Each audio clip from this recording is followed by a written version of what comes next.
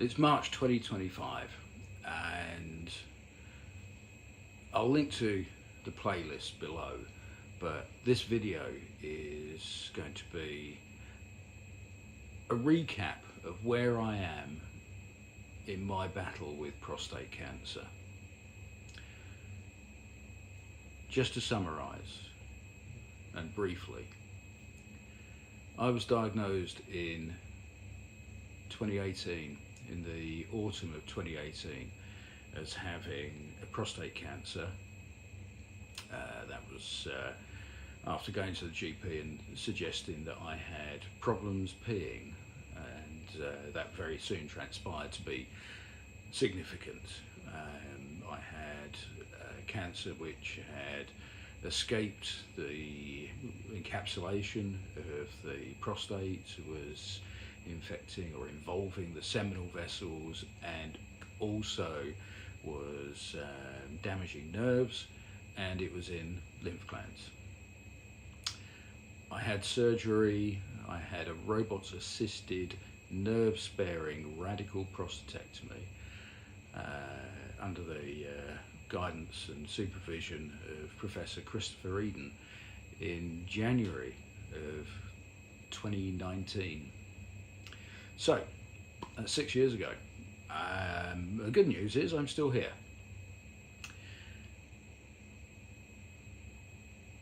Let's focus on the good news for a minute. I am still here. The surgery was ostensibly, and at the time, thought to have been successful. There was no follow-up radiotherapy, no salvage radiotherapy, nothing like that. None of that was considered necessary, and so I very quickly got on to recovery from the surgery, which did take a long time. It was really hard work. I was in a lot of pain and had a fair few side effects to deal with.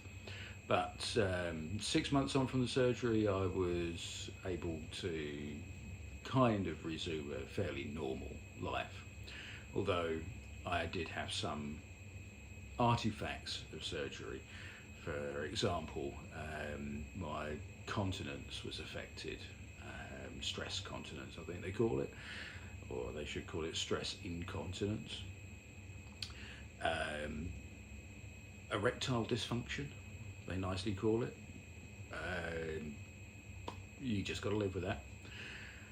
And pains in my legs, and that was to do with, I believe, 16 lymph nodes that were removed, and the inability of the sort of inner thighs and groin area and hips from being able to properly drain. And so yeah, there you go. Regular PSA testing continued after the surgery for every 3 months at least, as a maximum really, over those first couple of 3 years. But it was clear after maybe the first 18 months that the PSA levels were rising again. And those PSA levels rising, of course, if you don't have a prostate, you shouldn't have any PSA in your blood, and therefore you shouldn't be able to read it in a blood test. But we were seeing PSA in the blood, and we were seeing it very slowly rise. And I took advice from my surgeon and GPs and urologists and oncologists and so on. And they concluded that there was a critical mass before it would be detectable by anything other than blood tests. So although we knew we had prostate cancer cells which were growing somewhere in my body, we didn't know if they were dangerous to me, or I think it's called malignant, and we didn't know where they were growing in my body. The testing is a PET CT scan, which will be done, or should be done, when the PSA readings in the blood reach 0.2. Now that was exceeded about a year ago, and we had some discussions about whether or not we should do those those tests and scans and things at that moment. And personally, I'd have preferred if we just got on with it. But the feeling was that it would actually be very difficult, even at those technically detectable levels, to be specific about where the cancer was growing. And as I understand it, it could be in any one of a number of places. It could be in the prostate bed, the tissue that was left after the prostate was removed, so that was adjacent to it. It could be there. It could be in the scar tissue. That's a possibility. It could be in the bone, or it could be cells that escaped via the lymphatic system that have found themselves somewhere else to grow in my body and actually making a mass of cancer. And because that's such a general situation to be in, it's an unknown, we have to try and locate it so that we can come up with a suitable plan of attack, a way of dealing with it. And that's can't be done at this early stage in the readings. Now, if you're a guy of 60 years old, as I am, and you have a PSA reading of 3 or 4 or 5 or something like that, and it's stable, you probably have nothing to worry about.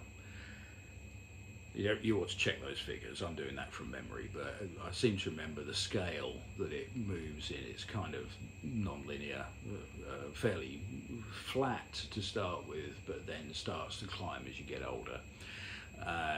But at 60-ish, it should be in the low single digits, if I remember correctly. And if that is the case, and you haven't got any symptoms, you're probably fine. Good on you, mate. If it's higher, then it deserves investigation. If it's lower, then it also deserves investigation, but for the completely opposite reason. Like, you should be, as a normal adult male, you should be producing some PSA unless you don't have a prostate. If you don't have a prostate, you're not going to be producing any PSA. But if you've got prostate cells in your body and they're cancerous, then you'll be producing PSA. And that's the situation I'm in. Sometime in the next, I don't know, 6 to 12 months, I imagine, I'm going to step into the realm of being tested. We're going to do what the doctors are calling restaging of my cancer. So they'll be looking to locate it, to type it, categorize it in its severity and its extent and how pervasive it is. And then with all that kind of information, the urologists and the oncologists and all the other ists who get involved in this thing will advise me on the best way of dealing with it. So that's where we are at the moment. I have to say, it's not really worrying me. I don't have any symptoms that there's an issue going on. So from that point of view, I'm just carrying on fairly normally, although my life has changed a lot since I had surgery. I lost a lot of physical strength. I also had some mental health problems after the surgery, and we also had lockdown. And if you put all that lot together, and my wife had to have surgery for cancer as well, a year after I did. And she had her own battle with recovery and so on. Thankfully, she's okay now. So not surprisingly, yes, I had some mental health problems, and I'm still being treated for that every day. And that's something which I'd never, ever had an issue with before. And in fact, I had great difficulty understanding mental health issues in people until it got me. And all I can say is, if you're going through this, whether it's before or after surgery, and you feel like you're struggling in any way at all, I thought I had acute anxiety, and after they sat down and talked to me and kind of leveled me out, they told me actually I had acute depression. And yeah, it was a surprise to me. I don't claim to understand it at all, but I do have a lot more sympathy and empathy now for people who are going through mental health problems. And, you know, please, if you're struggling, just go and ask for help. They are incredibly good. Everyone I met in that journey was unbelievably good and helpful and honest and genuine and polite and understanding, and they genuinely wanted me to be better, and they did it. What else? Continence. Even at 6 years, I still have stress continence. We're not messing around here. I'll piss myself at least once a day. Sometimes just a little bit. Sometimes, oh dear, go and get changed. And for me personally, that's just what I have to live with. It's not going to get any better, I don't think. I have had all the physio and investigations, and I was offered some tablets for it, but which I did take for a while, but they were cruel. They did some funny things to me, so they just didn't work for me. I decided it was easiest to live with the problem, and it's just a problem. It's just a symptom. It's like stubbing your toe every day or something like that. Other things you have to live with are the things I mentioned. I have weakness in my legs, and I have a lack of stamina. I used to cycle huge distances, you know, at least 4 or 5 times a week. I'd get on my bike and I'd be riding anywhere from 30 to 150 miles on each occurrence and loving it. And it was easy. And since my surgery, I've not been able to ride a bike. It's just way too uncomfortable, and that's just an unfortunate side effect of the type of surgery and the rearrangement of my organs down there. I used to mountain climb, rock climbing, big granite faces and things like that. I've done some indoor climbing since, and it's good. The thing about climbing is it's kind of slow, and you don't necessarily need a lot of strength. You need a lot of technique. So thankfully I'm still able to do that, although some of the more stretchy moves are too much of a stretch, but I can still enjoy that. I don't work anymore really. I've accepted the combination of the surgery and its after effects and my age and lack of stamina have just added up to a point where I have to capitulate to it and find myself a fulfilling life without a 9 till 5 job. Not that I ever really did a 9 till 5 job, but you know what I mean. It's no longer the most important thing in the world. Me, the wife and the dog, and getting out and enjoying ourselves and making sure we make the most of every day that we've got. That is without doubt the most important thing. So there's that.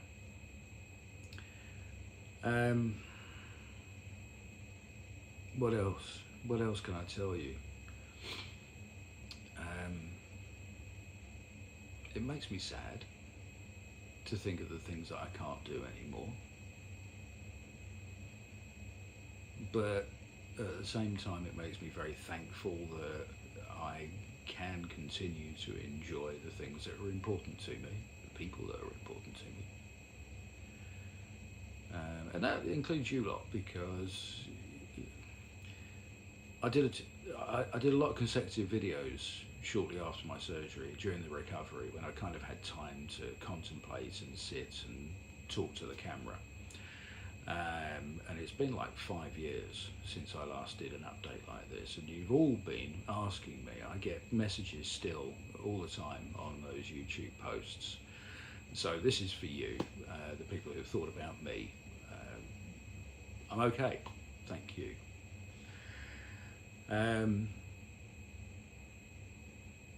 I replaced my bicycles with four-wheel drive cars, and I do a fair amount of off-roading, things like that.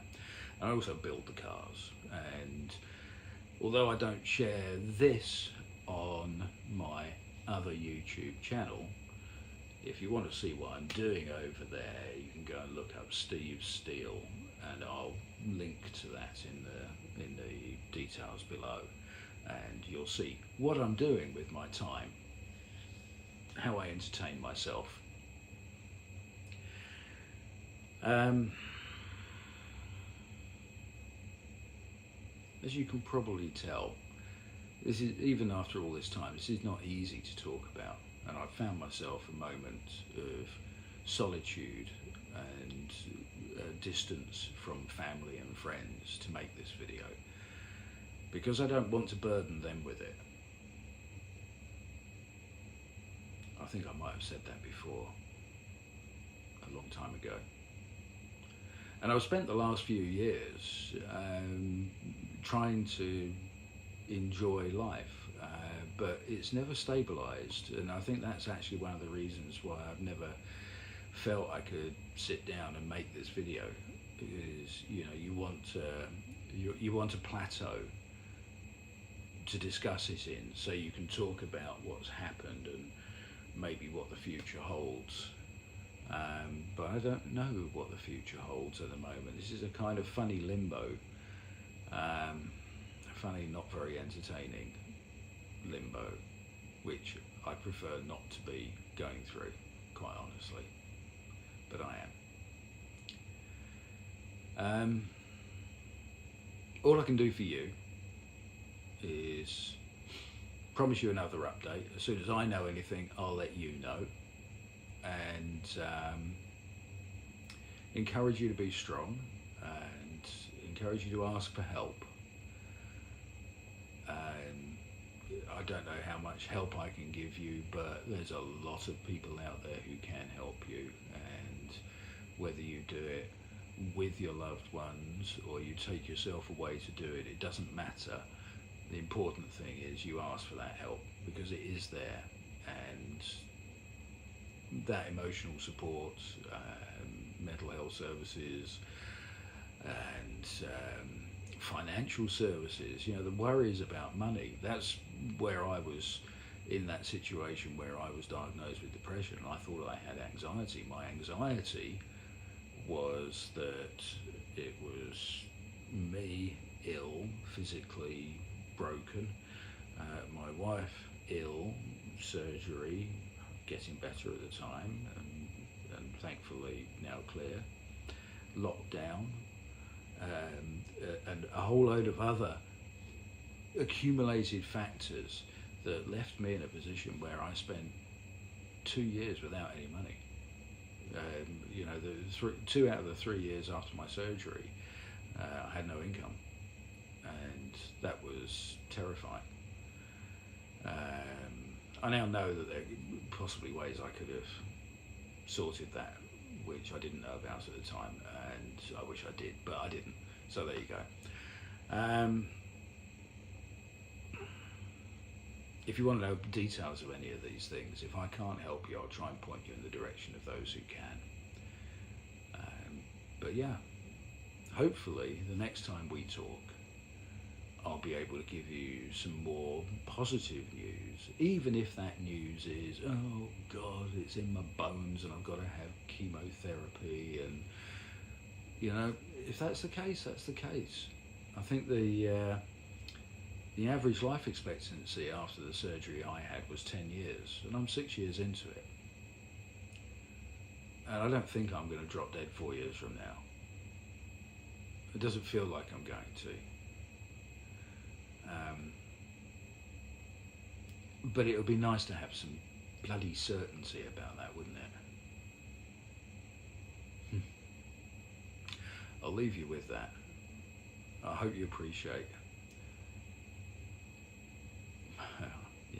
hope you appreciate how difficult this is to do, and that I will, honestly, if there's something I can do for you, if it's within my power, I will do it.